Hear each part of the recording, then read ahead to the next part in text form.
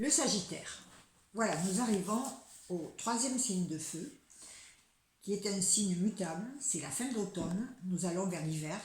Donc il faut évoluer, il faut aller vers quelque chose de nouveau. L'hiver, c'est la saison du dépouillement total, dont le Sagittaire est représenté par une flèche, parce qu'il trouve le sens dans la vie. Il va représenter l'union du corps et de l'esprit. C'est un feu qui est donc maîtrisé, il est orienté vers un but. Nous avions eu le feu primordial du Bélier, qui pouvait se renouveler. Nous avons eu le feu organisé du Lion, et maintenant nous sommes au feu qui trouve le but, qui trouve le sens, qui est orienté.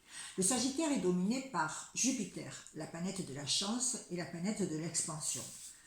Le Sagittaire est optimiste. Il voit la vie sous un angle assez positif. Quand il est jeune, il aime s'amuser, il est populaire, il est aimé de tous, il établit le lien dans les groupes, il aime partir loin, il aime le grand air, il aime la campagne, il a des amis de tous les côtés, il aime avoir des buts, il aime vraiment la vie, il accroque à pleines dents.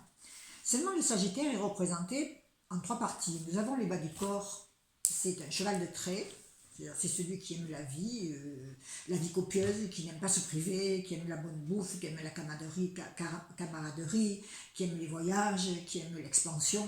Et après, nous avons un jeune homme, et ce jeune homme très droit tient dans ses mains une flèche, une seule flèche, parce qu'il trouve le sens. Il y a l'unification du corps et de l'esprit. Donc, c'est le signe du sens, la quête du sens. Quand il est jeune, pour lui, le sens, c'est peut-être de voyager, c'est peut-être de faire des choses un peu aventureuses, un peu fantastiques. Bon. Mais après, il va s'interroger. Et si à ce moment-là, il n'y a pas un virage dans sa vie, s'il ne trouve pas le sens de sa vie, que ce soit un sens spirituel, humanitaire, politique, bon, c'est mieux un sens spirituel qui comprenne l'esprit, qui nous relie au divin, c'est bien, il franchit le cap. Sinon, d'optimiste qu'il était quand il était jeune, il peut devenir quelqu'un plutôt de raide, de conformiste, avec des idées très arrêtées, des dogmes un petit peu, et quelqu'un finalement qui ne se rappelle plus des turbulences de sa jeunesse, mais qui peut être aussi déprimé, surtout s'il ne comprend pas le sens de cette vie. C'est quelqu'un qui aime le grand air, qui aime le camping, qui aime la vie au grand air, qui aime la campagne. C'est quelqu'un de jovial, tolérant, qui n'est pas raciste, mais en vieillissant, si par exemple il se lance dans un idéal qui n'est pas bon, il peut devenir très, très raide sur ses idéaux.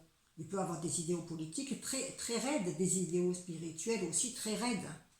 Il faut qu'il trouve le sens le plus positif qui soit. C'est quelqu'un qui cherche à relier. C'est quelqu'un qui est souvent très apprécié. Mais le Sagittaire, souvent manque de tact quand il est jeune. Il n'a pas du tout le sens de la psychologie. Il dit des choses qui leur mieux valu qu'il taise.